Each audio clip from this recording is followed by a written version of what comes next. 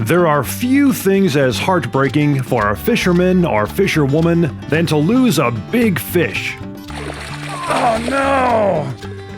Especially if it's a once-in-a-lifetime trophy-sized fish.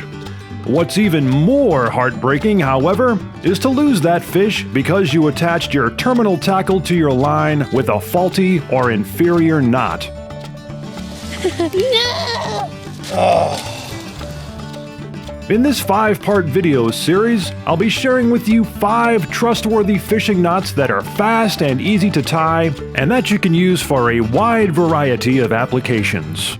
This video is brought to you by the Hunting for God, Fishing for the Lord series of books. Come along on an unforgettable adventure for the soul. Learn more and order your copies today at Amazon.com by clicking on the link in the video description below or by visiting 3minutesoutdoors.com. In this final video in the Fishing Knot series, we'll have a look at the nail knot. This is another traditional knot for connecting different sections of line together. It's commonly used by fly fishermen to attach a leader to the thick, heavy fly line, but it can also be used for other applications as well. Now, back in the day, many tied this knot using an actual nail, hence the name nail knot. But it can also be done very fast and easy with a handy-dandy nail knot tool, such as the one that I'll be featuring in this video. If you'd like to get one for yourself, I'll leave an affiliate link in the description below. Okay, so here's an example of how to tie a nail knot using one of these handy-dandy nail knot tools. I always keep my hook sharpener file on there as well, just for safekeeping. Anyhow, though, you can get these nail knot tools, tackle stores anywhere. So, for example, let's say that I'm trying to tie on a leader to a piece of floating fly line. Let's say this red nylon cord, for example, is my red floating fly line. I'm just going to leave that there for now. And this smaller piece of nylon string here, we're going to say, for example, is a piece of leader monofilament material. So the first thing I'm going to do is take my smaller line that I'm going to attach to my fly line. I'm going to run a pretty good long section through the tool. And you want to make sure that the end of it goes in that little notch there, if you can see that. So I like to give myself a good, 4 or 5 inches to work with.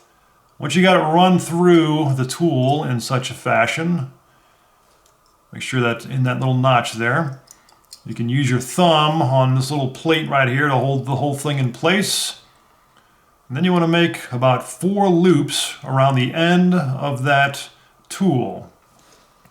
1, 2, 3, 4, like so, if you can see that. Now I'm going to run the tag end of my line in this little groove underneath these loops and back out the front.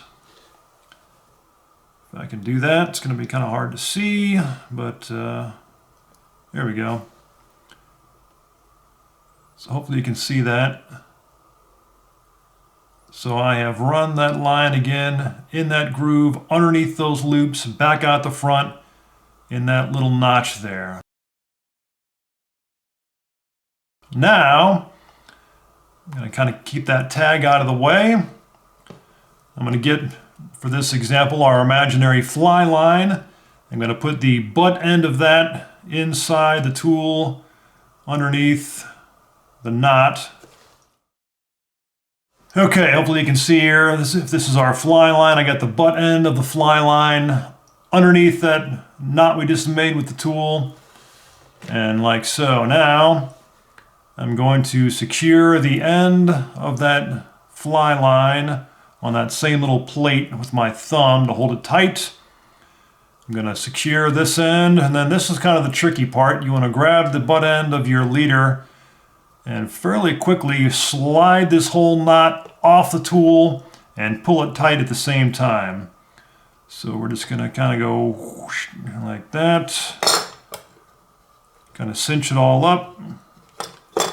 Tighten it all up.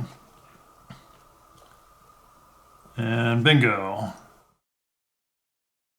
Then you just simply cut off the ends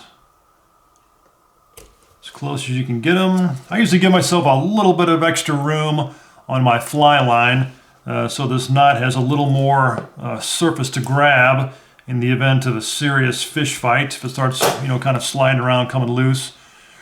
But that's basically it.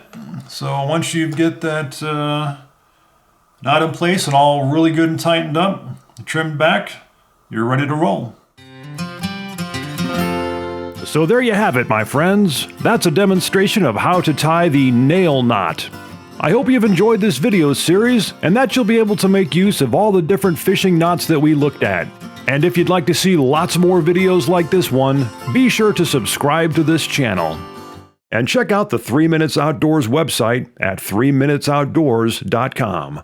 And finally, if you'd like to support this channel, click on the link in the video description below to find out more.